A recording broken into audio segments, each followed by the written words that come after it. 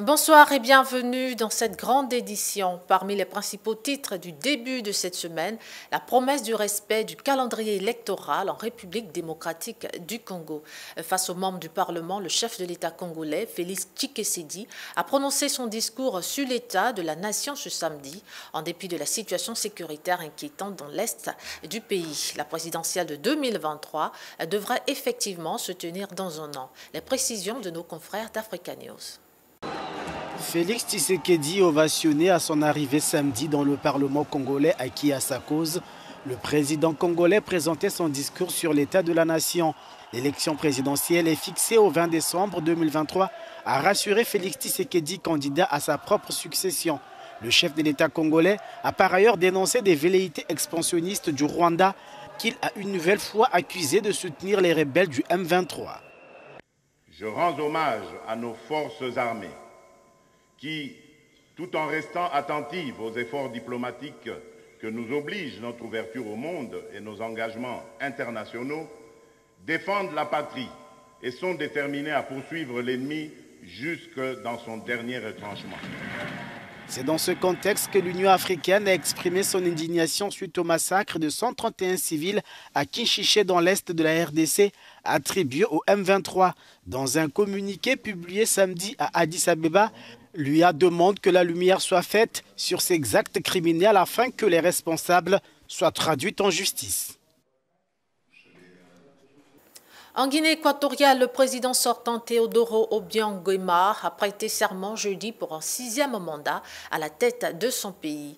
Le chef de l'État équato-guinéen aux affaires depuis 1979 devrait poursuivre ses réformes, notamment en termes d'ouverture politique. Le reportage avec la rédaction d'Africa News.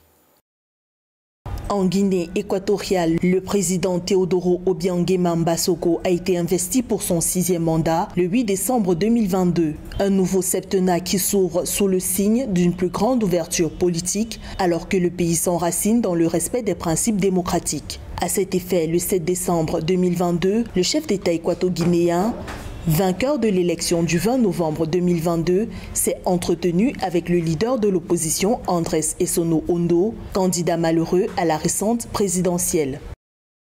Les élections ne se terminent pas avec les résultats. On attend du parti Convergence pour la démocratie sociale qu'il fasse des propositions post-électorales et nous sommes convenus que nous allons faire des propositions, mais comme le CPDS est un parti démocrate et autonome, notre parti va se concerter afin de répondre aux attentes du chef de l'État et des populations équato-guinéennes. La cérémonie d'investiture du président Teodoro Obiang Nguema a drainé un important parterre de chefs d'État africains, notamment les présidents Denis Sassou Nguesso du Congo, Emerson Mnangagwa du Zimbabwe et Carlos Villanova de Sao Tomé et Principe. Venus témoigner leur solidarité à leur homologue équato-guinéen, ils envisagent le renforcement de la coopération bilatérale entre leur pays et la Guinée équatoriale. Avec le président Obiang, nous analysons un cadre de coopération renforcé. La Guinée équatoriale et nous partageons de nombreux intérêts communs depuis les indépendances. Nous étudions par exemple la possibilité de créer une commission électorale mixte qui aura pour attribution le partage d'expériences entre les pratiques électorales équato-guinéennes et celles de Sao Tomé et Principe.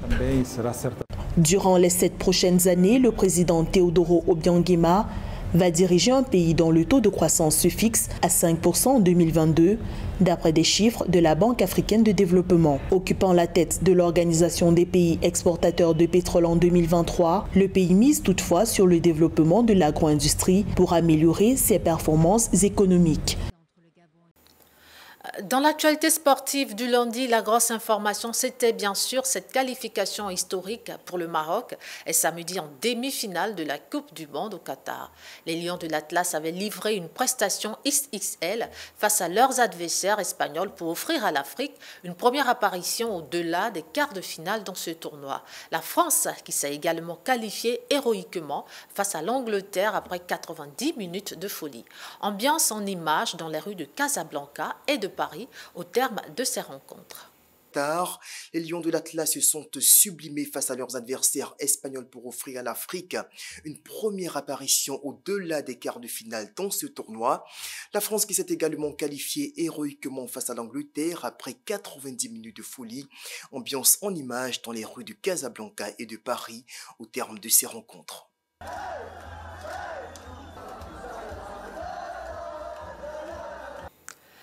Actualité de ce mardi 13 décembre, le scandale de corruption au Parlement européen.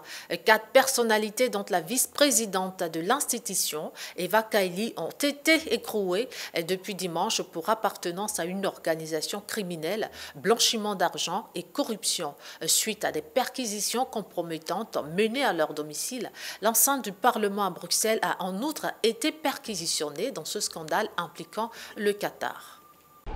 Le scandale de corruption présumé au Parlement européen, avec en toile de fond le Qatar, soulève des questions sur la vulnérabilité des institutions européennes aux influences extérieures. La présidente de la Commission européenne, Ursula von der Leyen, estime que cette affaire révèle une situation extrêmement préoccupante. Pour nous, il est critique non seulement d'avoir des règles fortes, mais des règles communes pour toutes les institutions et ne permettre aucune exemption. C'est une question de transparence et de règles claires. Selon Alberto Alemano, professeur de droit européen à HEC Paris, le Parlement est le maillon faible dans le jeu institutionnel.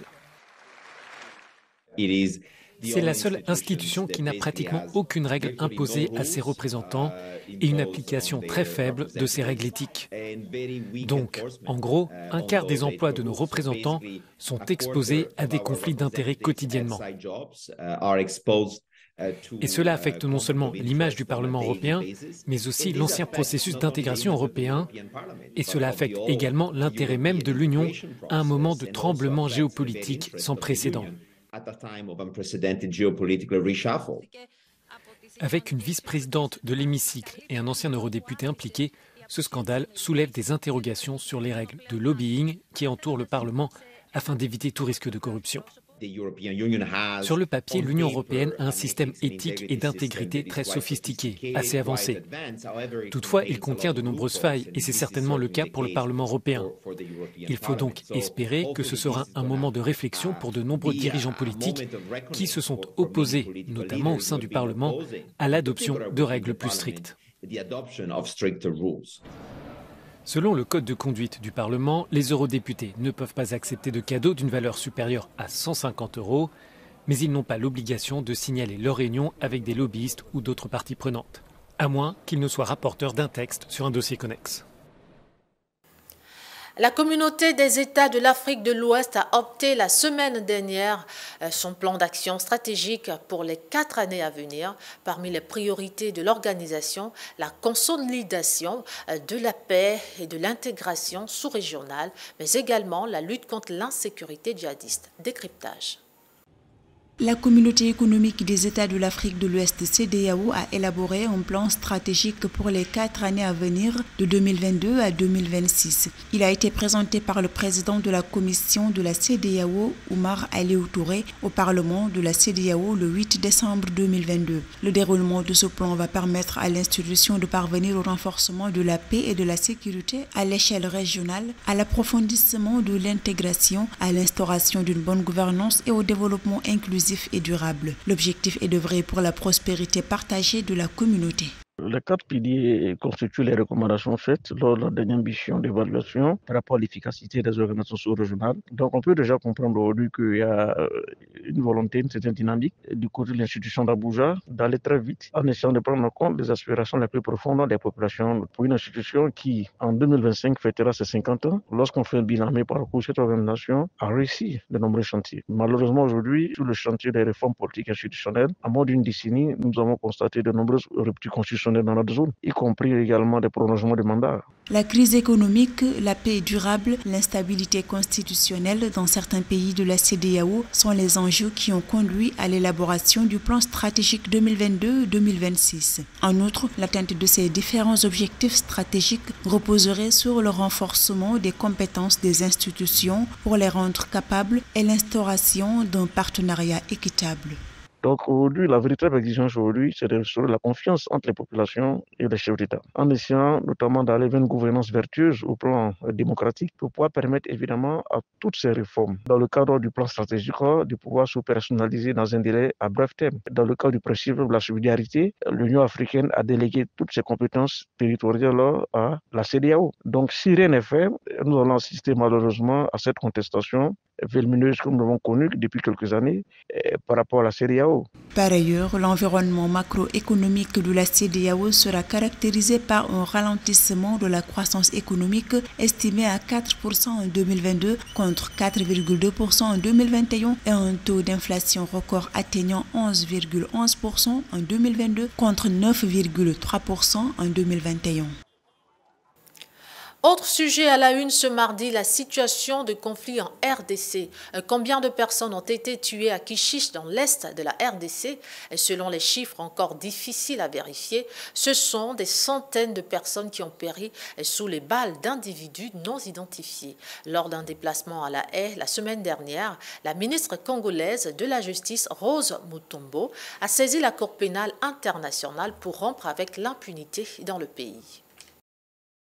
La République démocratique du Congo veut rompre avec l'impunité face aux violences perpétrées par les groupes rebelles dans les provinces du Nord Kivu et de l'Ituri. Le 7 décembre 2022, la ministre de la Justice congolaise Rose Mutombo a saisi la Cour pénale internationale pour la condamnation des auteurs de crimes de guerre et de crimes contre l'humanité qui ont notamment conduit au massacre de plus de 271 personnes, l'un des plus meurtriers dans le pays, à Kichiché, les 29 et 30 novembre dernier, selon un bilan des Nations Unies. Le gouvernement les attribue aux milices M23 et aux forces démocratiques alliées et souhaite que les auteurs répondent de leurs actes. Lorsque vous voyez un mal et que vous ne les dénoncez pas, vous êtes complice. Et c'est l'essence de l'interpellation que nous faisons à ceux que nous considérons comme de partenaires. La garde des Sceaux congolaise Rose Mutombo a indiqué le 9 décembre 2022 que la guerre à l'est du pays est alimentée par la corruption. Son propos s'inscrit dans le cadre de la Journée internationale de la lutte contre la corruption, célébrée cette année sous le thème « Unir le monde contre la corruption pour le développement et la paix ». La corruption, on ne le dira jamais assez, favorise le détournement de fonds destinés aux services essentiels comme le soin de santé, l'éducation, l'accès à l'eau potable, l'assainissement et le logement et empêche ainsi l'État de garantir aux plus vulnérables un meilleur accès aux services sociaux de base, favorisant de fait l'exclusion source potentielle d'instabilité et des conflits. L'enquête internationale commandée par la RDC n'a pas encore reçu la réponse du bureau du procureur Karim Khan. Le gouvernement congolais regrette que depuis le regain des activités du M23 en novembre 2021, la CPI n'a pas encore ouvert des investigations. La Cour pénale internationale a toutefois condamné des rebelles pour des attaques menées à l'est de la RDC de 2002 à 2003. Il s'agit notamment de la peine d'emprisonnement de 30 ans infligée au chef de guerre Bosco Ntaganda en mars 2021. Cap à présent sur l'actualité du mercredi 14 décembre. Mission accomplie pour le chef du gouvernement ukrainien, Denis Shmyhal, en déplacement à Paris en début de semaine pour plaider la cause de son pays auprès des alliés de Kiev. Lors de la conférence de soutien à l'Ukraine organisée dans la capitale française, les promesses d'aide financière à Kiev se sont élevées à 1 milliard d'euros. Le point dans cet élément. La communauté internationale met de nouveau la main à la poche pour aider l'Ukraine. Réunis à Paris, plus de 50 pays et organisations internationales ont écouté le président ukrainien qui a énuméré les besoins de son pays face au froid hivernal et aux attaques russes sur les infrastructures énergétiques du pays. Lorsque la stabilité énergétique de l'Ukraine sera garantie pendant toute la période hivernale, lorsqu'il sera garanti qu'il n'y aura pas de nouvelles vagues de migration massive de notre pays vers les vôtres, Alors les Russes n'auront plus aucun intérêt à poursuivre leurs frappes, les coupures de courant ou trouver des armes en Iran ou ailleurs. Et ils devront enfin penser à mettre fin à l'agression, a déclaré Volodymyr Zelensky. L'Ukraine a estimé ses besoins immédiats à 800 millions d'euros. Environ 1 milliard ont été récoltés à l'issue de cette conférence.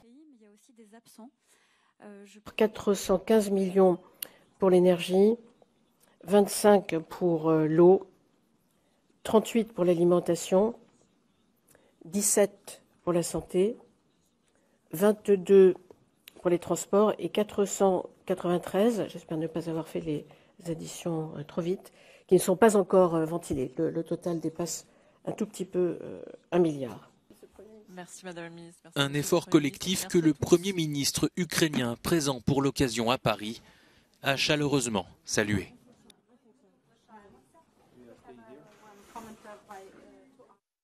Procès du 28 septembre en Guinée. C'est un Dadis Camara offensif qui s'est présenté ce lundi à la barre à Conakry dans le cadre du procès du massacre du 28 septembre 2009. L'ancien chef de la junte rejette catégoriquement les accusations tendant à l'incriminer dans cette tuerie perpétrée lors d'un rassemblement de l'opposition au stade de Conakry. L'ancien dirigeant guinéen Moussa Dadis Camara nie toute responsabilité dans le massacre de 2009.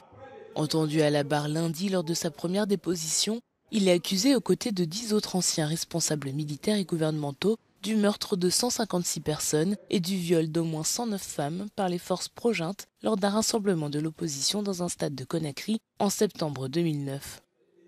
Je dis donc que le 28 septembre a été savamment orchestré, préparé de toutes pièces.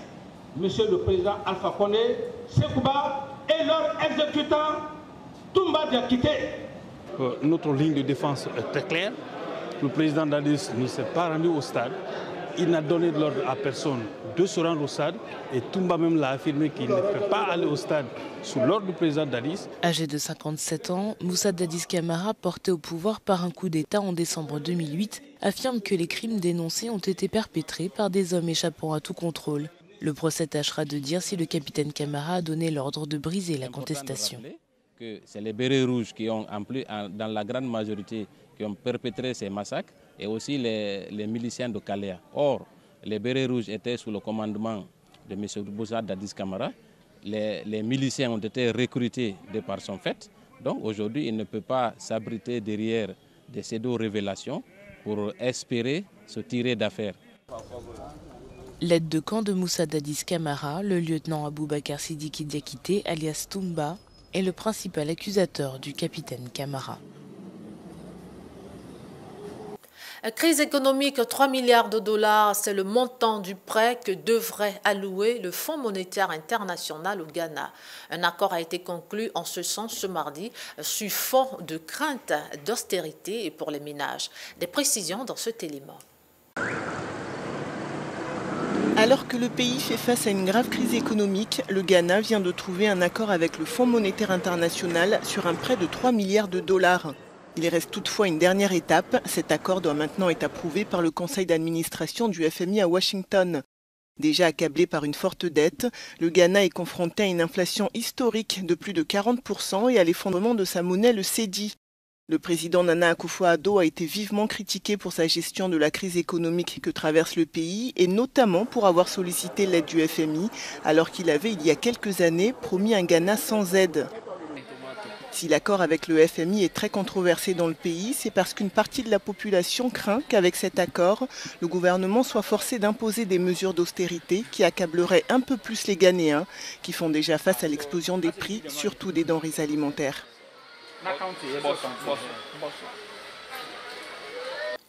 Et direction Washington où se tenait du 13 au 15 décembre le Forum États-Unis-Afrique. La question de l'appropriation par l'Afrique de la technologie spatiale a également figuré parmi les débats. Le chef de l'État camerounais Paul Biya a plaidé pour un soutien important des États-Unis au développement de la technologie spatiale sur le continent. En voici les détails avec nos confrères d'Africa 24. Dans le grand chantier de l'essor de l'Afrique, le secteur spatial, presque encore inexploré, est une véritable niche stratégique. Le marché mondial de l'industrie aérospatiale est estimé à 477,1 milliards de dollars, employant 1,7 million de personnes dans le monde. Un domaine dans lequel les États-Unis, pays leader de ce segment industriel, peut apporter à l'Afrique une contribution significative, comme le souligne le président Paul Biya, en porte-voix des pays africains, à l'occasion du Forum spatial États-Unis-Afrique.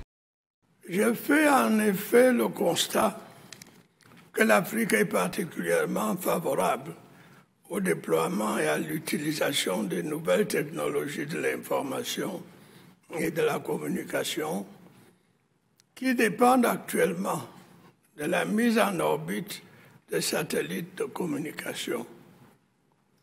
Ces avancées sont en effet exploitées dans divers domaines fondamentaux de notre développement économique. Pour autant, les besoins liés au développement du secteur spatial en Afrique restent nombreux et pressants. À l'heure actuelle, les capacités des pays disposant d'un satellite sur le continent ne peuvent pas permettre une couverture optimale des besoins de l'ensemble de nos populations et même de nos gouvernements. Les pays du continent veulent participer à la conquête spatiale. 3 satellites ont été lancés depuis début 2021. La Tunisie a procédé à la mise en orbite le 22 mars 2021 de son tout premier satellite, Challenge One, un nanosatellite destiné à l'Internet des objets. Aujourd'hui, aucun pays africain n'a les capacités de mettre en orbite ses propres satellites, dont la majorité est conçue hors du continent. L'Afrique, selon le président Paul Biya, entend s'investir dans la conquête spatiale, encore dominée par les États-Unis, la Chine et l'Europe. Conquérir l'espace me semble donc être à la fois une opportunité et un impératif. Dans cette dynamique, la coopération avec les pays partenaires qui ont une avance certaine dans ce domaine est primordiale. Je me félicite donc de ce que la question soit abordée ici ce jour, étant donné que les États-Unis sont à la fois des pionniers de l'exploration de l'espace et des acteurs principaux de la mise en orbite des satellites qui nous sont si essentiels. Il me paraît fondamentalement qu'un transfert des technologies vers les pays africains s'opère pour un accès équitable à l'espace et ses opportunités. Les enjeux autour de cette question nous sont en effet communs.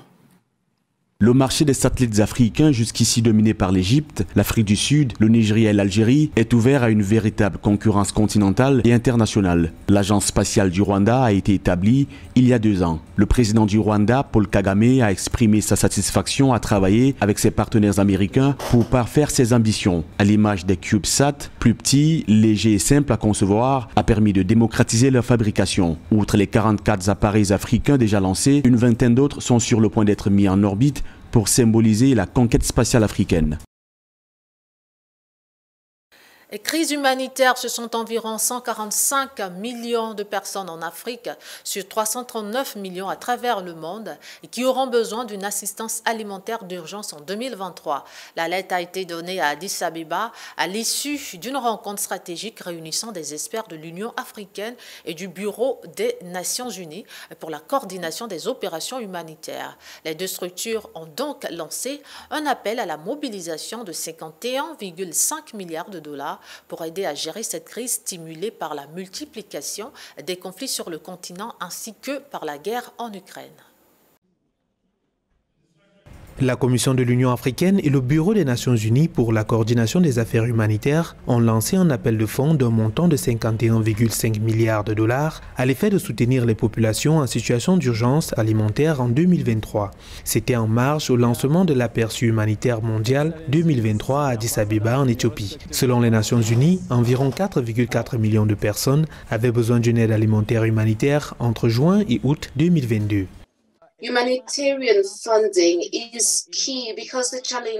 Le financement de l'aide humanitaire est essentiel car les défis sont multiples et sans fonds, nous ne sommes pas en mesure de les lever. Malheureusement, les crises ont entraîné des problèmes humanitaires à long terme. Le financement de l'aide humanitaire est essentiel car les défis sont multiples et sans fonds, nous ne sommes pas en mesure de les lever. Malheureusement, les crises ont entraîné des problèmes humanitaires à long terme. Lancé sous le thème « Changement climatique et insécurité alimentaire mondiale, principaux facteurs de besoins alimentaires », l'événement vise à donner un aperçu des besoins humanitaires et des besoins de financement en 2023. Les Nations Unies estiment à environ 339 millions le nombre de personnes dans le besoin d'assistance et de protection vitale, dont 145 millions vivent en Afrique. Alors que les sources de vulnérabilité et les ressources restent limitées, le besoin d'efforts humanitaires complémentaires n'a jamais aussi été élevé.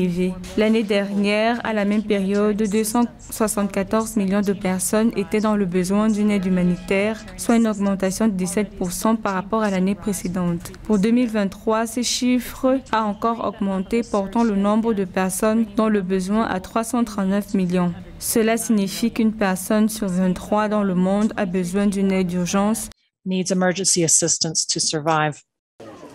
La fébrilité de la sécurité alimentaire est devenue de plus en plus palpable en 2022 à cause notamment de l'augmentation des conflits armés et des perturbations de la chaîne d'approvisionnement dues au Covid-19 ou encore de la guerre en Ukraine. La réponse aux besoins humanitaires est désormais d'une extrême urgence.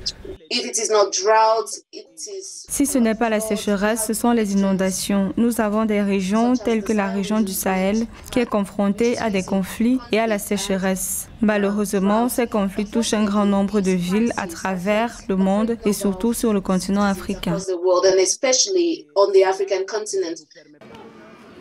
L'évolution de la situation des crises humanitaires sur le continent africain reste préoccupante. Au-delà de l'appel à un financement généreux pour les aides alimentaires, l'objectif du lancement de l'aperçu humanitaire mondial 2023 est d'amplifier les cris de détresse des personnes touchées, en particulier les femmes et les filles. On referme la boucle avec l'actualité de ce vendredi 16 décembre. C'est ce jeudi 15 décembre s'achevait à Washington le sommet États-Unis-Afrique. Face à ses homologues du continent, le chef de l'État américain Joe Biden a annoncé le soutien de son pays à l'intégration permanente de l'Afrique au sein du G20, mais également au Conseil de sécurité de l'ONU. On fait le point avec nos confrères d'Africa News. Le président américain a plaidé jeudi à Washington en faveur d'une représentation permanente de l'Afrique partout et dans toutes les institutions mondiales, dont le Conseil de sécurité de l'ONU. C'était devant environ 50 dirigeants africains dans le cadre du sommet États-Unis-Afrique. Une sortie appréciée par le président de l'Union africaine.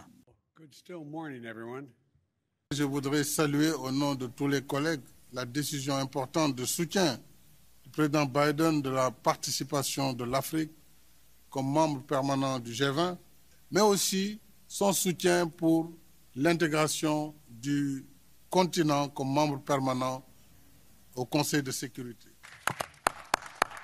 Le président américain a annoncé une tournée en Afrique subsaharienne sans en préciser la date. La visite interviendra après donc celle de Barack Obama en 2015 au Kenya et en Éthiopie.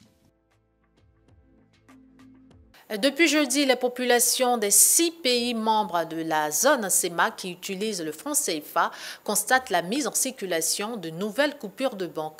L'apparition de ces nouveaux billets de banque intervient un peu plus d'un mois après l'annonce du gouverneur de la Banque des États d'Afrique centrale, Abbas Toli, de faire remplacer les coupures de 2002. De nouveaux billets de banque circulent depuis ce jeudi dans les pays de la communauté économique de l'Afrique centrale. Leur mise en circulation fait suite à la décision prise le 7 novembre dernier à Douala par le comité ministériel de l'Union monétaire de l'Afrique centrale. Outre cette gamme dite de 2020, les billets en circulation depuis 2002 conservent leur cours légal dans la zone CEMAC.